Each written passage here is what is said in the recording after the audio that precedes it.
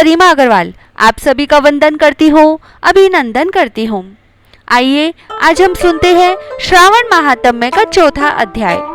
शिवजी बोले, हे सनत कुमार, अब मैं तुम्हें धारण पारण व्रत के बारे में बताता हूँ।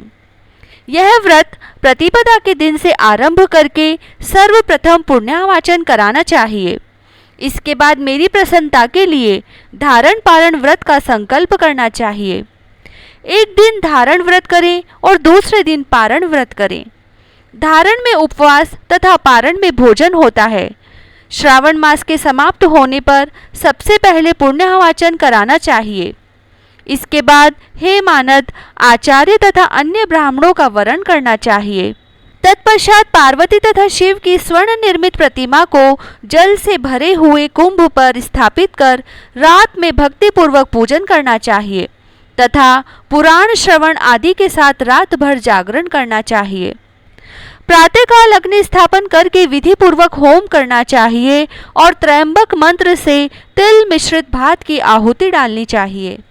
उसी प्रकार शिव गायत्री मंत्र से घृत मिश्रित भात की आहुति डालें और पुनः षडाक्षर मंत्र से खीर की आहुति प्रदान करें। तदंतर पूर्णाहुति देकर होम शेष का समापन करना चाहिए। इसके बाद में ब्राह्मणों को भोजन कराएं तथा साथ ही आचार्य की पूजा करें। हे महाभाग, इस प्रकार से उद्यापन संपन्न करके मनुष्य ब्रह्म हत्या आदि पातकों से मुक्त हो जाता है। इसमें कोई संदेह नहीं है, अतएव इस महाव्रत को अवश्य करना चाहिए। हे मुने, अब मैं आपको श्रावण मास में मास उपवास विधि को बताता हूँ। प्रतिपदा के दिन प्रातःकाल इस व्रत का संकल्प करें। स्त्री हो या पुरुष, मन तथा इंद्रियों को नियंत्रित करके इस व्रत को करें। अमावस्या तिथि को लोक का कल्याण करने वाले वृषध्वज शंकर की अर्चना पूजा षोडश उपचारों से करें। तदंतर अपने सामर्थ्य के अनुसार वस्त्र तथा अलंकार आदि से ब्राह्मणों का पूजन करें, उन्हें भोजन कराएं तथा प्रणाम करके विदा करें। इस प्रकार से किया गया मास उपवास व्रत मुझे प्रसन्नता कराने वाला होता है। हे सनत कुमार, अब मैं आपको मनुष्यों को सभी सिद्धियां प्रदान करने वाले लक्ष्य संख्या परिमित्र रुद्रवर्ती व्रत को बताता हूँ। इस व्रत में अत्यंत आदरपूर्वक कपास के 11 तंतुओं से बत्तियां बनानी चाहिए। वे रुद्रवर्ती नाम वाली बत्तियां मुझे प्रसन्न करने वाली है। ऐसा संकल्प करें कि मैं श्रावण मास में भक्तिपूर्वक देवों के देव गौरीपति महादेव का इन 1 लक्ष संख्या वाली बत्तियों से निराजन करूँगा। इस प्रकार श्रावण मास के प्रथम दिन विधि पूर्वक संकल्प करके महीने भर प्रतिदिन शिवजी का पूजन कर 1000 बत्तियों से निराजन करें और अंतिम दिन 71,000 बत्तियों से निराजन करें, या फिर प्रतिदिन 3000 बत्तियां आदर पूर्वक अर्पण करें और अंतिम दिन 13,000 बत्तियां समर्पित करें, या फिर एक ही दिन सभी 1 लाख बत्तियों को मेरे समक्ष जलाएं। प्रचुर मात्रा में घृत में भिगोई जो स्निग्ध बत्तियां होती हैं वे मुझे प्रिय हैं। तत्पश्चात मुझ विश्वेश्वर का पूजन करके कथा श्रवण करें। सनत कुमार बोले, हे देवों के देव, हे जगन्नाथ, हे जगदानंद कारक, कृपा करके आप मुझे इस व्रत का प्रभाव बताएं। हे प्रभो, इस व्रत को सर्वप्रथम किसने किया तथा इसके उद्यापन की क्या विधि होती है? ईश्वर बोले, हे ब्रह्मपुत्र, व्रतों में उत्तम इस रुद्रवर्ती व्रत के विषय में सावधान होकर सुनिए। यह व्रत महापुण्यप्रद, सभी उपद्रवों का नाश करने वाला, प्रीति तथा सौभाग्य देने वाला, पुत्र पौत्र समृद्धि प्रदान करने वाला, व्रत करने वाले के प्रति शंकर जी की प्रीति उत्पन्न करने वाला तथा परम पद शिवलोक को देने वाला है। तीनों लोकों में इस रुद्रवर्ती के समान कोई उत्तम व्रत नहीं है। इस संबंध में लोग यह प्राचीन दृष्टांत देते हैं। शिप्रा नदी के रम्य तट पर उज्जैनी नामक सुंदर नगरी थी। उस नगरी में सुगंधा नामक एक परम सुंदरी वीरांगना थी। उसने अपने साथ के लिए अत्यंत अधिक शुल्क निश्चित किया था। 100 स्वर्ण मुद्रा देकर साथ रहने की शर्त रखी थी। उस सुगंधा ने युवकों तथा ब्राह्मणों को भ्रष्ट कर दिया था। उसने राजाओं तथा राजकुमारों को नग्न करके उनके आभूषण आदि लेकर उनका बहुत तिरस्कार किया था। इस प्रकार उस सुगंधा ने बहुत लोगों को लूटा था।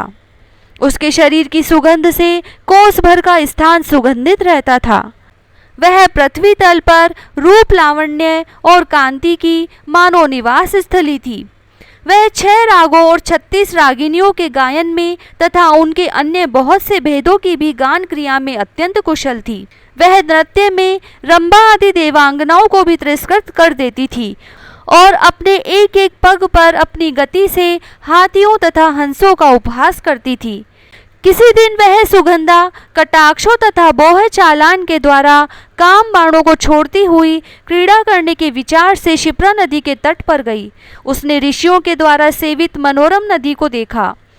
वहाँ कई विप्र ध्यान में लगे हुए थे तथा कई जप में लीन थे, कई शिवार्चन में रत थे तथा कई विष्णु के पूजन में तल्लीन थे। हे महामुने, उसने उन ऋषियों के बीच विराजमान मुनि वशिष्ठ को देखा और उनके दर्शन के प्रभाव से उसकी बुद्धि धर्म में प्रवृत्त हो गई। जीवन तथा विशेष रूप से विषयों से उसकी विरक्ति हो गई।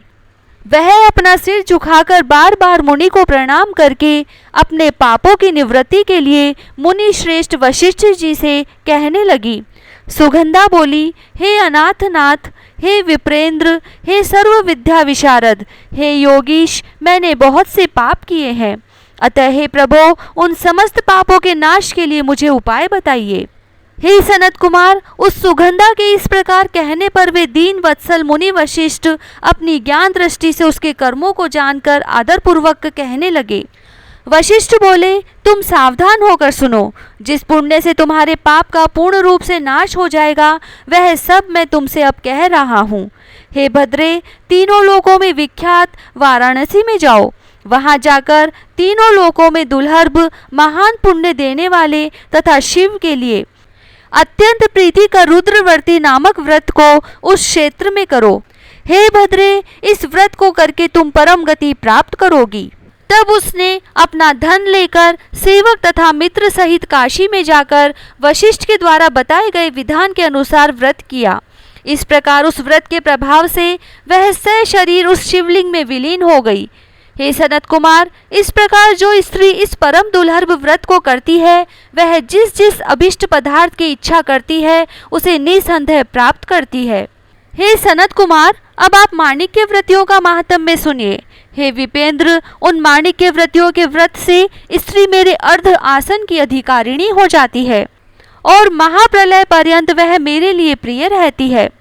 अब मैं इस व्रत की संपूर्णता के लिए उद्यापन का विधान बताऊंगा। चांदी की बनी हुई नंदीश्वर की मूर्ति पर आसीन स्वर्णमय भगवान शिव की पार्वती सहित प्रतिमा को कलश पर स्थापित करना चाहिए और विधि के साथ पूजन करके रात्रि में जागरण करना चाहिए। इसके बाद प्रातःकाल नदी में निर्मल जल में विधि पूर्वक स्नान करके 11 ब्राह्मणों सहित आचार्य का वरण करना चाहिए। तत्पश्चात रुद्र सूक्त से अथवा गायत्री से अथवा मूल मंत्र से घृत, खीर तथा बिल्व पत्रों का होम कराना चाहिए। इसके बाद पूर्णाहुति होम करके आचार्य आदि की विधिवत पूजा करनी चाहिए तथा सपत्नी 11 उत्तम विप्रों को भोजन कराना चाहिए। हे सनत कुमार, जो स्त्री इस प्रकार से व्रत करती है वह समस्त पापों से मुक्त हो जाती है। तत्पश्चात विधान पूर्वक कथा सुनकर स्थापित की गई समस्त सामग्री ब्राह्मण को दे देनी चाहिए। इससे निश्चित रूप से 1000 अश्वमेघ यज्ञों का फल प्राप्त होता है।